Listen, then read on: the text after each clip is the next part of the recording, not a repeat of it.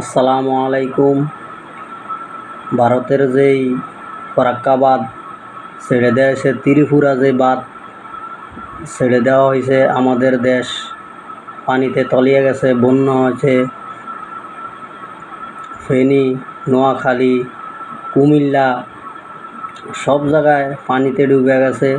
বাংলাদেশ প্রায় 40 ভাগ 80 ভাগ জায়গায় ডুবে গেছে পানিতে, এই ফরাক্কা বাঁধ ত্রিপুরার পানিতে। ডক্টর ইউনূস স্যার উনি যদি পদক্ষেপ নেয়, আমরা সবাই তাকে সহযোগিতা করব ইনশাল্লাহ।